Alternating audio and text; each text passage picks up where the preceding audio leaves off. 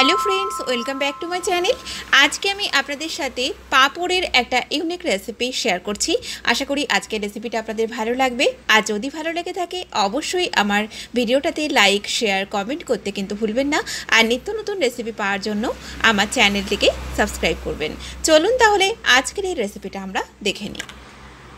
আমাদের আজকের এই পাঁপড়ের রেসিপিটা করার জন্য এখানে আমি নিয়ে নিয়েছি প্রায় 10 থেকে 12টা এইরকম ছোট ছোট গোল গোল পাঁপড়।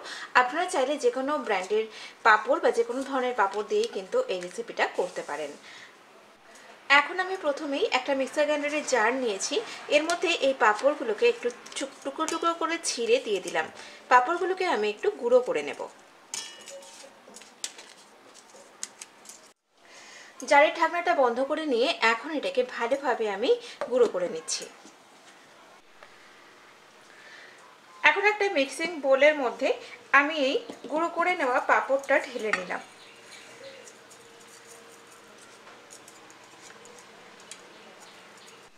দিয়ে দিচ্ছি এর মধ্যে একটা মিডিয়াম সাইজের গ্রেট করা আলুটাকে গ্রেট করে নিয়ে আমি এটাকে বেশ কয়েকবার জল পাল্টিয়ে খুব ভালো করে ধুয়ে নিয়েছি। এখন এটা এর মধ্যে দিয়ে দিলাম। দিয়ে দিচ্ছি এর মধ্যে প্রায় 1.5 টেবিল চামচ বেসন। এখন এর মধ্যে কিছু গুঁড়ো মশলা দিয়ে দিচ্ছি। দিয়ে দিলাম এর মধ্যে 1 চা চামচ জিরে গুঁড়ো, 1/2 চা চামচ ধনে গুঁড়ো দিয়ে দিলাম, হলুদ গুঁড়ো দিয়ে দিলাম 1/2 চা চামচ, 1/2 চা চামচ দিলাম রেড চিলি পাউডার, গরম মশলা পাউডার দিলাম 1/4 চা চামচ। দিয়ে দিচ্ছি এর মধ্যে স্বাদ মতো লবণ। আর লবণের পরিমাণটা আপনারা অবশ্যই একটু বুঝে দেবেন, কারণ পাঁপড়ের মধ্যে কিন্তু একটু লবণের ভাগ থাকে। দিয়ে দিচ্ছি এর মধ্যে 1/4 চা চামচ মতো কয়েকটা দানা চিনি। এখন সব উপকরণ একসাথে ভালো করে আমি মিশিয়ে নিচ্ছি।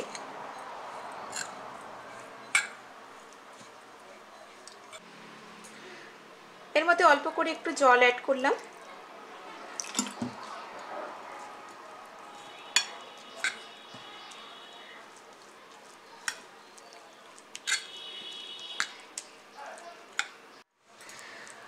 এই মিশ্রণটা আমাদের রেডি হয়ে গেছে। তো এখন আমি চলে যাচ্ছি নেক্সট স্টেপে। এখন গ্যাসে একটা কড়াই বসিয়ে দিয়েছি। এবারে এর মধ্যে আমি দিয়ে দিলাম প্রায় 1.5 টেবিল চামচ মতো সরষের তেল। তেলটা আমাদের ভালোভাবে গরম হয়ে গেছে। তো এবারে আমি প্রথমেই এই যে মিশ্রণটা রেডি করে নিয়েছি সেটা তেলের মধ্যে দিয়ে দিলাম।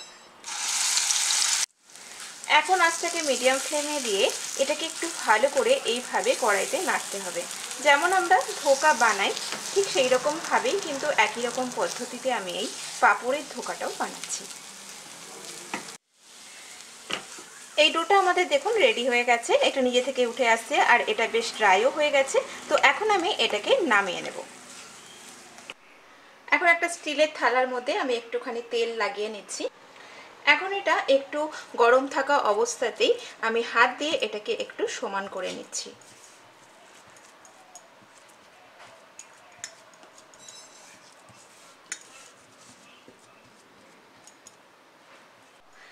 এখন এটা ভালো করে একটু সেট করে নিয়েছি আমি। আর এখন একটা নাইফের সাহায্যে এগুলোকে চৌকো চৌকো করে কেটে নেব।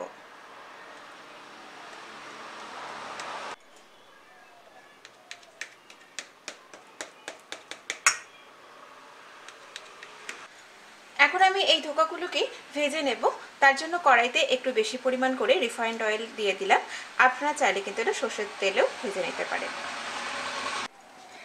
তেলটা আমাদের বেশ ভালোভাবে গরম হয়ে গেছে। এখন আমি এগুলোকে ভাজার জন্য দিয়ে দিলাম।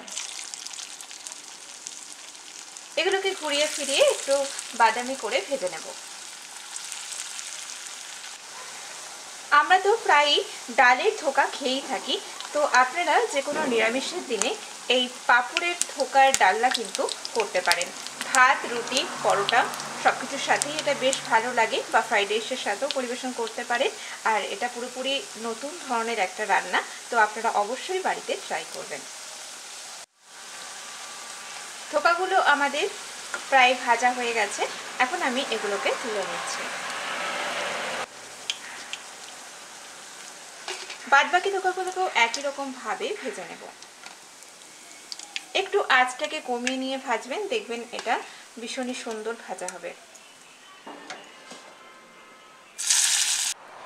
ধোকাগুলো ভাজা হতে হতে এদিকে আমি একটা মশলা পেস্ট রেডি করে নিচ্ছি। দিয়ে দিলাম বেশ কয়েকটা কাঁচা লঙ্কা, 1 ইঞ্চির মতো আদা আর একটা মিডিয়াম সাইজের টমেটো। আপনারা চাইলে কিন্তু এটা পেঁয়াজ রসুন দিয়েও করতে পারেন। সামান্য পরিমাণে একটুখানি জল দিয়ে একটা স্মুথ পেস্ট রেডি করে নিচ্ছি। প্রথমেই আমি আলুগুলোকে ভেজে নেব। তার জন্য তেলের মধ্যে সামান্য পরিমাণে একটুখানি লবণ দিয়ে দিলাম। এখানে আমি দুটো মিডিয়াম সাইজের আলু একটু বড় বড় ডুমো করে কেটে নিয়েছি। এগুলোকে একটু বাদামি রং করে ভেজে নিচ্ছি। সামান্য পরিমাণে দিয়ে দিলাম একটুখানি হলুদ গুঁড়ো।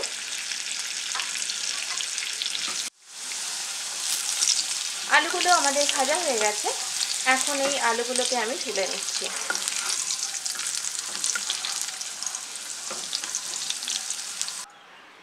এখন এই তেলের মধ্যে ফোড়নে দিয়ে দিলাম 1/4 চা চামচ মতো গোটা সাদা জিরে আর গোটা গরম মশলা, রয়েছে এলাচ, দারচিনি, লবঙ্গ।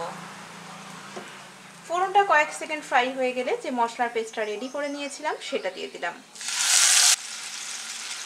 এখন এই মশলাটাকে আমি 1.5-2 মিনিট তেলের মধ্যে কষিয়ে নেব, যাতে আদা কাঁচা লঙ্কার কাঁচাটে গন্ধটা চলে যায়। এখন এর মধ্যে বেশ কিছু গুঁড়ো মশলা দিয়ে দিচ্ছি। এর মধ্যে 1/2 চা চামচ জিরে গুঁড়ো, 1/2 চা চামচ দিয়ে দিলাম ধনে গুঁড়ো, হলুদ গুঁড়ো দিয়ে দিলাম 1/2 চা চামচ। আপনারা চাইলে রেড চিলি পাউডারও দিতে পারেন। আমি যেহেতু এখানে কাঁচা লঙ্কার পরিমাণটা বেশি দিয়েছি তাই আর লঙ্কা গুঁড়োটা অ্যাড করলাম না। স্বাদ মতো লবণ দিয়ে দিলাম আর দিয়ে দিচ্ছি 1/4 চা চামচ মতো কয়েকটা দানা চিনি। এখন ভালো করে এই মশলাটাকে একটু কষিয়ে নেব।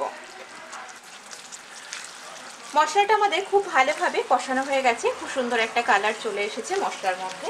এবারে এর মধ্যে আমি ভেজে রাখা আলুগুলো দিয়ে দিলাম। ভালো করে মশলার মধ্যে এগুলোকে একটু কষিয়ে নিচ্ছি।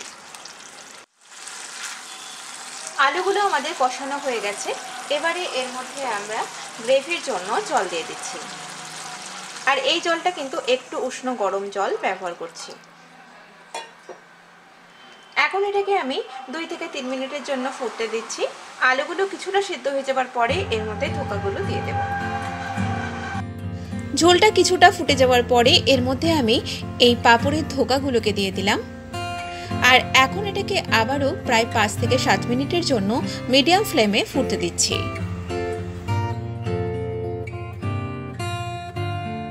বেশ কিছুক্ষণ হয়ে গেছে, আমাদের এই পাঁপড়ের রেসিপি কিন্তু পুরোপুরি রেডি হয়ে গেছে। দেখুন গ্রেভিটা বেশ ঘন হয়ে গেছে। তো এখন আমি নামানোর আগে এর মধ্যে দিয়ে দিলাম 1/4 চা চামচ মতো গরম মশলা পাউডার আর দিচ্ছি 1 চামচ ঘি। এখন ভালো করে একবার মিশিয়ে নিয়ে গ্যাসটা বন্ধ করে দেব। এটা আমাদের সার্ভ করার জন্য পুরোপুরি রেডি।